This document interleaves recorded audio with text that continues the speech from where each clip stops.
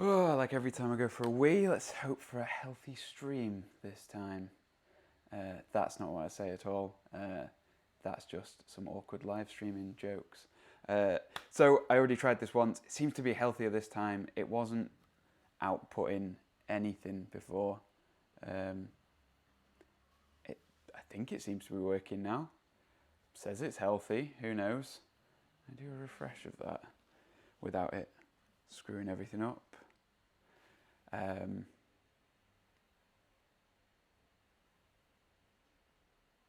Or have I just told it?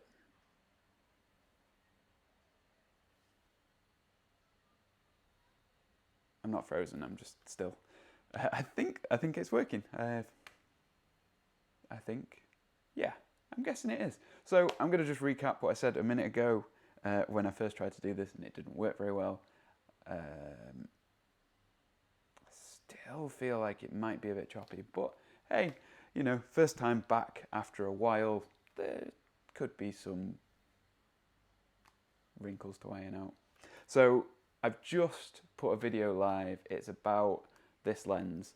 It's a wide angle lens, fast 2.8, 16mm for Sony APS-C cameras. I got it because I just needed to be able to use this camera again. I didn't have any lenses apart from a 50mm, which wasn't any good for that kind of vlogging stuff. And so yeah, I've done a video on it over on the actual channel. How do you differentiate these? This is the live stream. Welcome back. This is basically me doing book reviews. I've tried to be poetic in some way and called it When Will I Learn to Read, because when will I learn easily maps onto not just insults from you guys, but also shit titles, I guess. The book that I want to talk about, the important thing, I guess, now that I'm back, is what book is it that I'm going to talk about, and why am I going to talk about it, and all that interesting, barely passable as interesting stuff. So let me know if you've got any questions as we go along. I remember the whole premise of this in days gone by was that this is like a book club. Like we all sit down and we've all read it before. So if you have read it before, that's great. If not, maybe this will get you wanting to read it. So the book is Photography Q&A, Real Questions, Real Answers by Zack Arias. At first I thought this book was a little bit of a cop-out. So a bit of backstory on this. Zack Arias, followed him for a while. He had a Tumblr that was called Photography Q&A. Let's go back even further. Zack Arias is a portrait photographer on his second round of career in photography. He failed miserably the first time. That's kind of his words more than mine. I don't know about his original career, but I think he failed, and I think it didn't end particularly well. So he came back strong, he came back minimal, he came back intentionally, and he learned some stuff along the way, both from failing and from coming back in the way that he did. And he released some great video series, sort of workshop tutorial video series called One Light Workshop or something like that, and then another one about business. These are the kind of things that you'll probably now be learning from things like Skillshare or just from YouTube in general. Back when I was starting out in photography, we're talking like 10 years ago at this point, nearly 10 years ago at this point, the access to that kind of like high quality sort of educational material on specific subjects like photography, like the business of photography, it just wasn't available without paying for it. And so I stumped up, and he was one of the ones that I really enjoyed his work and his style. And yeah, he influenced the kind of portraiture that I did early on, but also use your words properly, Sean. He he was like one of the main sort of people that I considered like a mentor, a mento, I was a mentee. His business advice was good, basically, is what I'm trying to say. And yeah, so he had a Tumblr blog, and it was called This. And I didn't actually realise when I bought this book originally, I bought this quite a long time ago, Amazon just flagged it up as being like, basically when it came out, I just grabbed it straight away. It's quite a long time ago. I don't have a date on. What do we have for a date? Wow, do your research, Sean. So this came out in 2013. So by that point, I'd already watched a couple of his kind of paid things, and I think I stayed up for a couple of nights in a row watching his, like, the free live workshops that he did with Creative Live. And if you don't know who Creative Live were basically a company that did these live workshops, but the way they made money was not on the live ones, which you could watch for free, but it was on the reruns. So basically you paid to view the reruns. And it was great, because if you didn't have the money, you just had to stay up and watch it and figure out when it was on, and figure out who you wanted to watch, and that kind of thing. So that's a little bit of a background on him. What I usually do in these is I kind of read the stuff that's on the outside.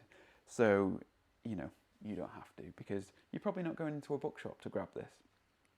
So I'll read his little bio. Zack Arias is an editorial and commercial photographer based in Atlanta, Georgia. He's widely known and well respected for his photography, portraits, music, editorial, as well as his highly trafficked blog, zackarias.com/blog, and popular workshops. Find him at zackarias.com. Fair enough. For years, editorial and commercial photographer Zack Arias has been a respected and trusted voice in the photography industry, known for his photography, his teaching, and his ability to connect with photographers. Zack has long had an open-door approach to discussing his career, the ups and the downs, and in doing so has provided straightforward, candid look inside the industry, and that was what I really appreciated. By consistently showing great work and offering helpful advice, he's built a large, loyal readership that looks to him for guidance in navigating the currents of a difficult and dynamic industry. Now Zack finds yet another way to cut through the noise and offer truly valuable information to those struggling to make their way through the twists and turns of an ever-changing landscape. Fair enough. In Photography Q&A, Zack answers over 100 questions that he fielded directly from the public. These are questions that range across all aspects of the photo industry: gear, marketing, street photography, vision, pricing, branding, light, models, work-life balance, technical advice, and much more. From how to put yourself out there and start to get jobs, to how to get paid for those jobs when the client is slow to cut the check, and everything in between. Photography Q&A answers many of the pressing questions that photographers are asking, but until now have not been addressed. And that was so true. Maybe not necessarily in 2013, maybe stuff had got a little bit better by then, but you didn't have this community of people that were happy to share the behind the scenes, the nitty gritty, the difficulties that they'd faced. And you do see that a lot more now, hell of a lot more, but you either had to really pay for it, or you had to go and find someone who was willing to literally just sit down and talk to you. The book also includes intermittent visual intermission sections where Zack discusses individual images that were milestones in his development as a photographer, as well as worksheets on topics such as pricing and cost that help photographers to know their numbers. That's a really key thing that I learned from Zack and was able to kind of like go through in this book, and I'll show you them in a little bit. With all this material and with insightful, honest answers that come straight from Zack's experience as a photographer who has seen it all, or at least a lot of it, Photography Q&A is an essential resource for any photographer looking for real answers to the real questions in the industry today. And that's still true. I think a lot of the stuff in here just stands true, because he talks a lot about the business side of it and a lot about the financial side of it. He obviously, some things are going to be a little bit outdated. So, for example, things that might be a little outdated are the answers that he gives to the questions about gear. You may still want to pick up a Fuji, what was it, X100S, still a really good camera actually, so maybe I was wrong on that one. Yeah, maybe I still use these Yongnuo flash and pocket wizards. I still use the same ones that he was using, so some stuff stands the test of time. The phase 1 that he has here is probably a little bit out of date, but whatever.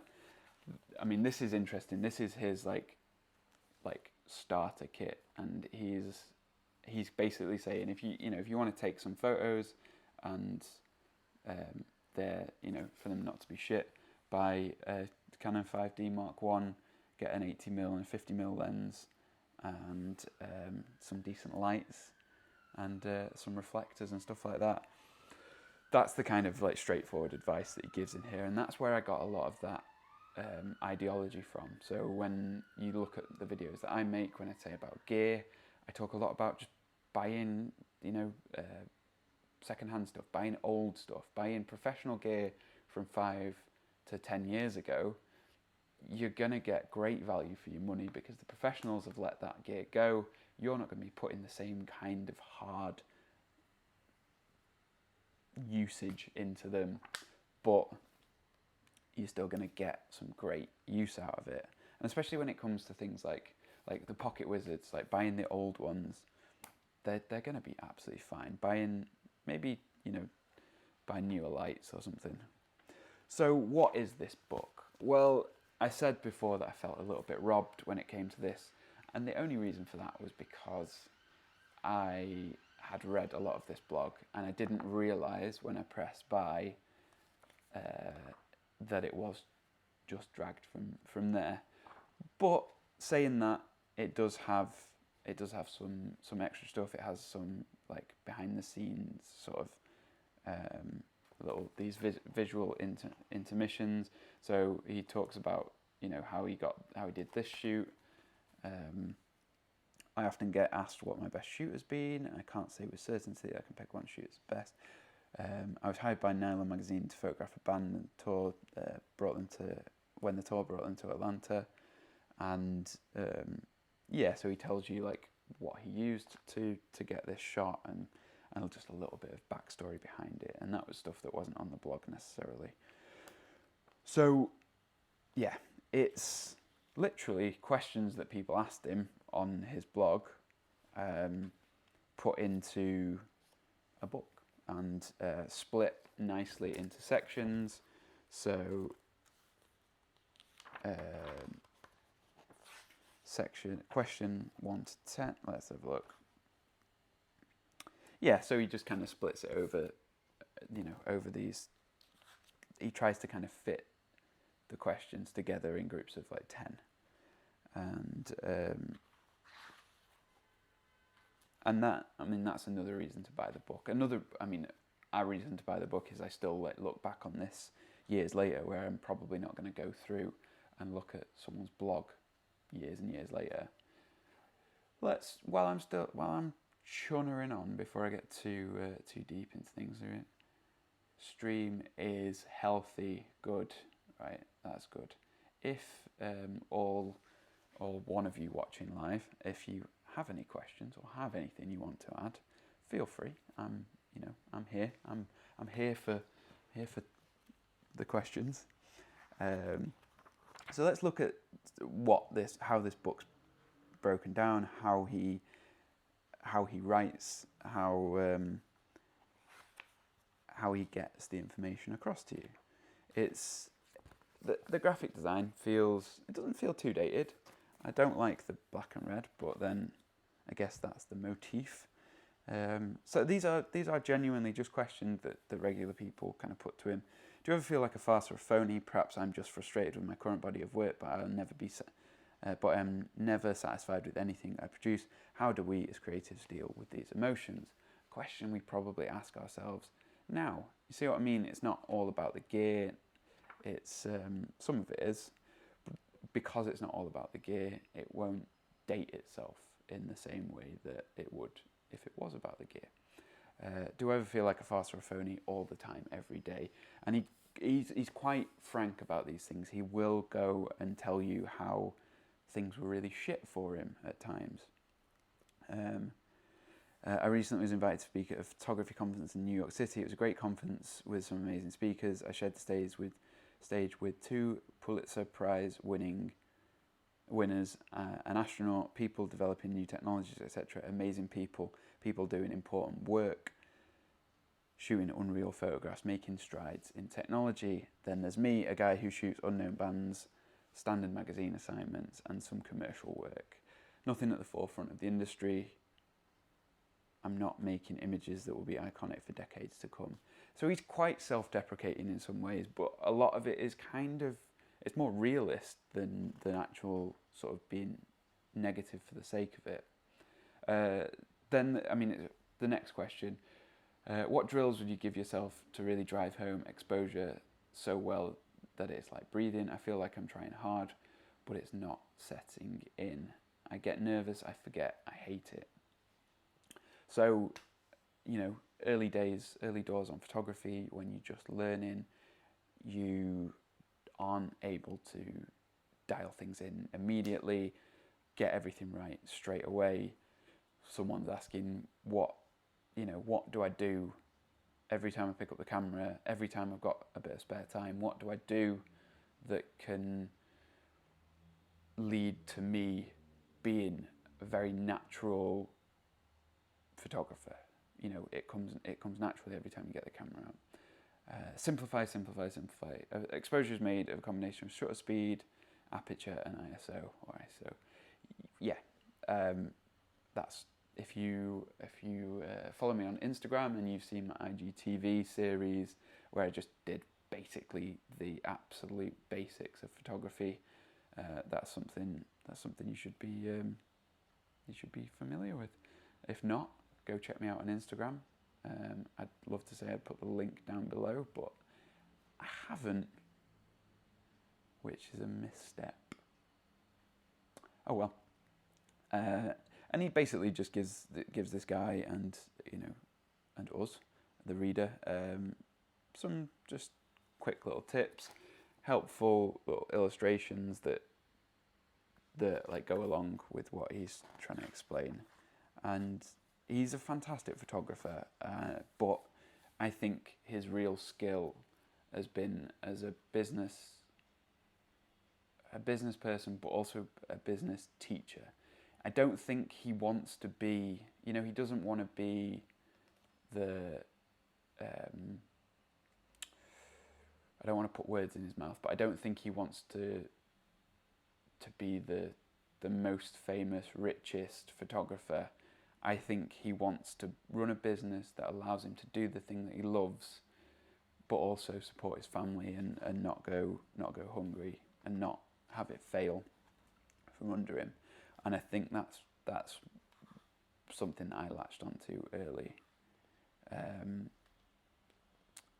He talks about things like when an ad for someone wanting a photographer says, do not apply if you have a Rebel or D90, must have a D700, 5D Mark III or better. And he just basically composes a fake letter back to who that client would be. I'm sorry, my gear does not meet your requirements. A decade or more ago, you would have been asking for a D1. That has less than 3 megapixels. Photographers shoot magazine covers with that camera. It was a staple amongst pro photographers. We wouldn't believe that it was only $5,000. And he goes on. He's quite snarky sometimes. He's quite like sort of ironic and stuff like that. But what that makes for is is a book that's really easy to read and easy to kind of dip into and find a question that's similar to what you're looking for, and then get a response with kind of humility and humour, but also a deep, well-earned knowledge. And I really would recommend you go check him out. I think he's a fantastic photographer. Like I say, it's split up into different things. So there are ones that are more about like personal development. That guy from, I mean, that's Kai from, well, he was Digital Revs about when this came about. But that really looks like, the guy from, or maybe it is. From another channel. I can't remember off the top of my head. I'll look it up and see if it is the guy. It could well be. He talks about difficult shoots, the difficulty he had coming back to photography. He talks about, I think this was photographing his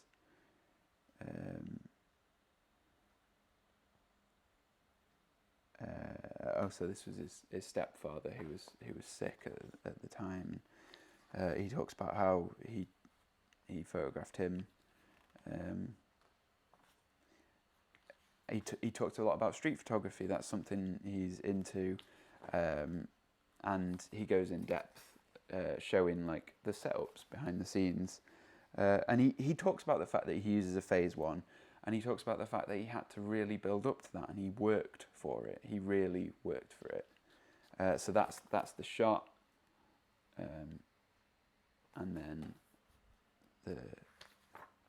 that's the setup. Super simple, and that's what Zack is phenomenally good at. His best workshops on actual photography are on lighting, and they're called the One Light Workshop, and it is just that, just one light. So I don't want to get too bogged down in this. He talks about gear acquisition syndrome, which is something that I think led him to failing the first time around as a photographer. He goes into like real numbers when he talks about why is that? There we go. He goes into like real numbers when he's talking about how much you should charge for your shoot, and then towards the end he has these like worksheets, or he has recommended gear lists. So that's what I was saying before. If you're the starting out, you don't have a proper camera yet at all, you grab yourself something like a 5D Mark 1 and you just tear the arse out of it, use it a lot, and just learn how to take pictures with it. His absolute favourite kit involves the X100, the X100S. I imagine he's probably using whichever one is the newest at the moment. And so then you get to the back of the book, and he's got some worksheets that you can kind of like, I guess, photocopy or whatever. So the first one is the gear checklist, and he's got like round one is you just getting started, and he says just get a camera body, whatever it is. It's got to have interchangeable lenses, and then but it doesn't matter what it is. Get a lens that's a little bit wide, and one that's a little bit long. So 28 or 35, and then an 85. And that can just be one lens that's a zoom if you really want. Reflector, cards and batteries, decent bag, decent computer with the software. Then he says round two, weekend warrior, get a backup camera body or a little mirrorless, something that appeals to you. Get a nifty 50, get a light stand with a swivel adapter, flash, triggers, umbrellas, grids, get your monitor, calibrator. Getting serious, your original kit lens has been donated or thrown in the recycling bin. One more lens based on how you shoot, be it wide, telephoto, backup flash, trigger set, strobe with battery, softbox, more bags, upgrade your computer. Then round 4, going pro, update your camera bodies, have 2 matching bodies if you can, whatever lens you passed on last time, fresh batteries and cards if you need them, update your flash triggers, add another strobe, another softbox, upgrade your software, upgrade your camera bags again, and like some proper professional storage. And basically it's this idea of like working through, and instead of like buying something that you're gonna have to get rid of necessarily, is like buying something that you can either take all the way through.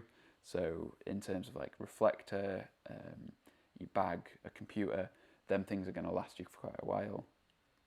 And then just build up your kit as you go. It's all quite, it's stuff that you kind of know. And then he does this thing that's like the monthly cost of doing business. So he's got this worksheet,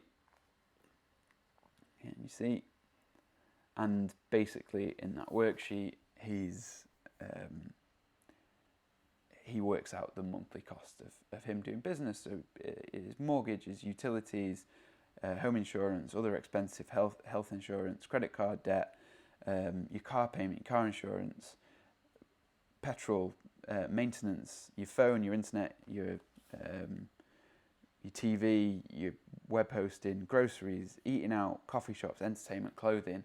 Literally putting all of these things together, not just, and this is next, but your camera equipment, your computer software, money aside for maintenance, your bookkeeping, business insurance, portfolios, marketing material, postage, mailing lists, miscellaneous stuff.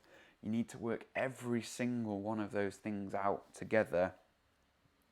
And then his idea is you figure out how many shoots you can do a month. So if you're, like he's saying here, total monthly expenses, $4,700, he can do 8 shoots a month. He's saying each shoot should be earning him at least £588. And that's like the bare essentials. And he goes then to talk about, having money as a reserve, having money left over. And, that's something I did back in the day. And that's how I charged for my first couple of shoots. My idea was to really cut down on the expenses. And that worked out, and I was realistic. I said 4 shoots a month. That's the best I could find, and that meant charging a couple £100 a shoot. Another one is your perfect client. Who are they? Where do they live? What's their favourite coffee shop? Their favourite restaurant, bar, clothing store? Team, films, TV shows. All these are really important things. I think about this especially when I'm working with making videos for clients, because if you think about their favourite movies and their favourite TV shows and their favourite music, you can start to get an idea of the kind of things that they'll be really, really happy with. And then even more specific here, where would they go on holiday? What do they drive? What cocktail would they order? Think of something about their family. And you're not trying to find a specific person. This is your ideal client. So picture that person. Picture what they actually want from you and what they want from life. And then think about how you can start to offer something like that. And if you're doing everything towards pitching towards your perfect client, then you're going to pick up these clients that are close to perfect. They're never going to be perfect. They just aren't. Maybe they seem like they are, but they're never going to hit every single one of those things. But what you can hope for is you can hope that instead of getting shitty clients that don't match you at all, at least if you're marketing towards the people who you want to be marketing towards, then at least you might hit someone in that category. And once you get one, you get a couple, and so on. And he does the same thing with if you want to shoot for magazines, actually go out and get the details for for a magazine. Find out who the photo editor is. Find out their address. Find out don't find out the person's address. That's creepy. Find out the address that you can mail stuff to. Who they are, phone number, email, Twitter, LinkedIn, Instagram, Facebook. Who works with them? Who they regularly hire?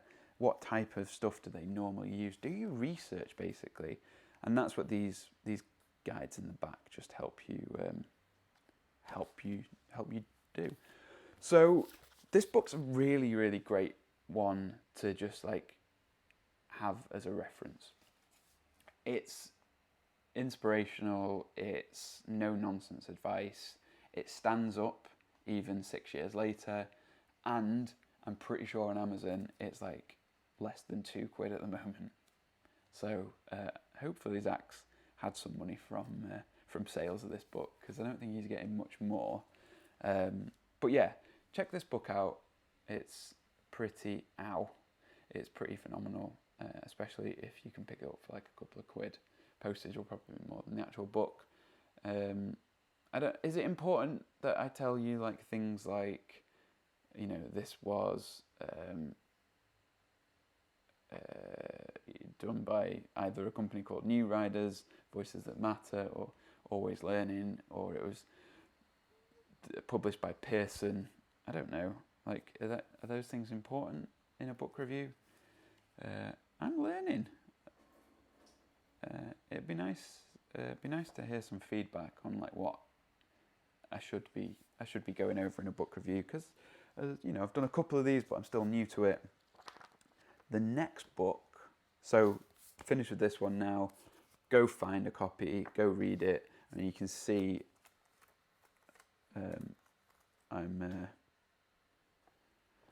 I've been, you know, using it as reference for a long time. I think I ran out of those about 2 years ago, so that's the last time I put one of them in it.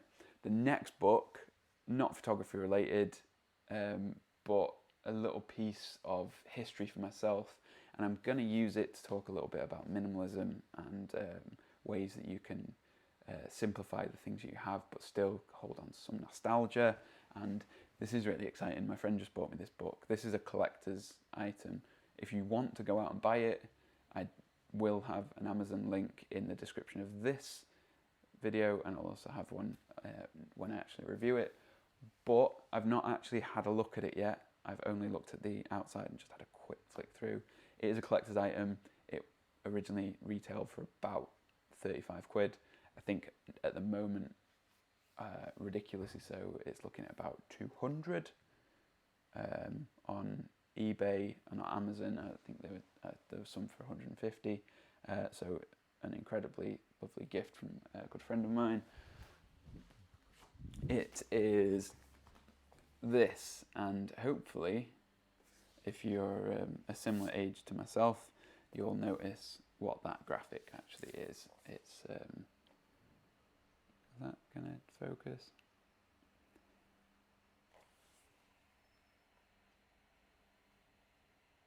I've got it upside down. Oh my god. Sean, just get your act together. So yeah, it's the Sega Mega Drive / Genesis collected works, and it's a tome about everything Sega Mega Drive. So interesting. That's next time. So I'd say get reading it beforehand, but unless you've got a copy, I probably wouldn't rush out and buy it just yet. I don't know. Right, thank you for watching, and if you aren't, it'd be nice if you subscribed to my little old channel. And now I've got this setup back. I've got an actual better setup. I've got my proper camera actually filming me. I've not bothered to set up loads of lights. I've just got one. And I was hoping that the daylight would last out, but it took me longer than I expected to set this up.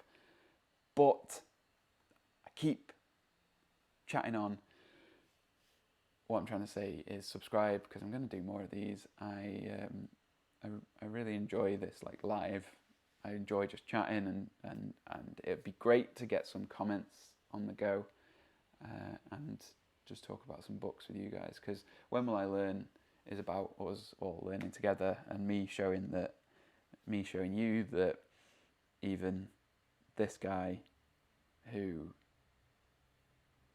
I mean, I don't know, if I can learn stuff and if I can, decide that I need to read more than a book a week, surely you can, read a couple more books and learn some more stuff. And if I can do it, you can. That's basically the point of When Will I Learn. And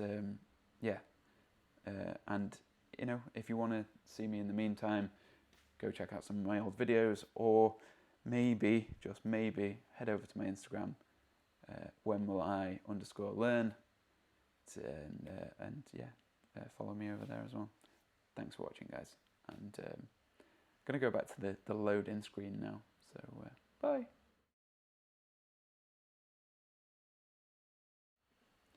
I obviously won't be with you soon, just ignore that bit.